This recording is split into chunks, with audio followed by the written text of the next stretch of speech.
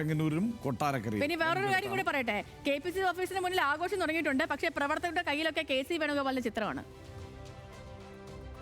അതാണ് ടേസ്റ്റ്. അതാണ് taste. KC വേണുഗോപാലിന്റെ ചിത്രങ്ങളുമായി KPCC ആസ്ഥാനത്ത് ആഘോഷം നടക്കുന്നു. ഒരു പോരാട്ടത്തിന്റെ ചിത്രം തെളിയുമ്പോൾ മറ്റൊരു പോരാട്ടത്തിന് വേണ്ടി അവിടെ തുടങ്ങുകയാണ്. അതെ അതെ അതെ. അല്ല, പക്ഷെ അതിനകത്ത് ഒരു കാര്യമുണ്ട്, അദ്ദേഹം നേതാവാണല്ലോ. ആലപ്പുഴയിൽ വൻ അട്ടിമറി. ചിത്തരഞ്ജൻ 4281 വോട്ടുകൾക്ക് പിന്നിൽ. കുറച്ചു നേരമായിട്ട് അദ്ദേഹം പിന്നിലായിരുന്നു.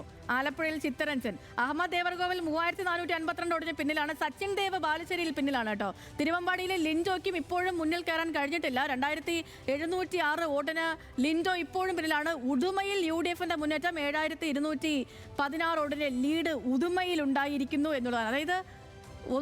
അതായത് ഇടത് കോട്ടകൾ തദ്ദേശ തെരഞ്ഞെടുപ്പിലൊക്കെ എങ്ങനെ UDF കയറിയോ 7216 വോട്ടിന് ലീഡ് ഉദുമയിൽ എന്നുള്ളത് ഒരു ചെറിയ കാര്യമല്ല.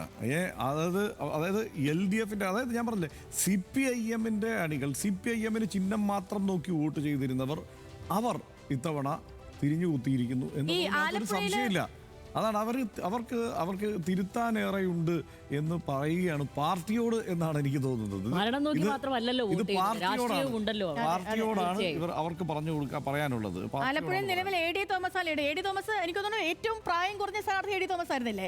UDF-നെ സംബന്ധിച്ച് മൊത്തത്തിൽ സ്ഥാനാർത്ഥികളിൽ ഏറ്റവും പ്രായം കുറഞ്ഞ ആൾ കൂടിയാണ് AD തോമസ്. AD തോമസിലേക്ക് ഒരു യുവാവ് വരട്ടെ എന്ന് ചിന്തിച്ചിരിക്കുകയാണോ എന്നറിയില്ല. ആലപ്പുഴയിൽ ഇപ്പോഴും ലീഡ് AD തോമസിനൊപ്പം തന്നെയാണ്.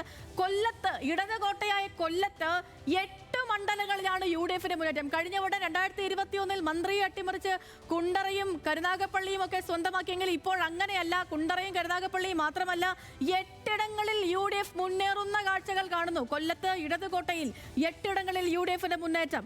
ഇപ്പോ KPCC ആസ്ഥാനത്തൊക്കെ വലിയ ആഹ്ലാദ പ്രകടനങ്ങളും മറ്റും തുടങ്ങിയിട്ടുണ്ട്. അതിന്റെ കാഴ്ചകൾ കൂടി നമുക്കൊപ്പം വരുന്നു. 90-47-3 എന്നുള്ള നിലയിലേക്ക് എത്തിയിരിക്കുകയാണ് കാര്യങ്ങൾ. അതിനൊപ്പം തന്നെ ദേശീയ രാഷ്ട്രീയത്തിലെ കാഴ്ചകളും പ്രിയപ്പെട്ട പ്രേക്ഷകർ കാണാം. അസമിൽ 93 NDA തന്നെ പ്രതീക്ഷ തന്നെയാണ്. ഹാട്രിക് ഭരണത്തിലേക്ക് അവിടെ BJP എത്തുന്നുണ്ട്.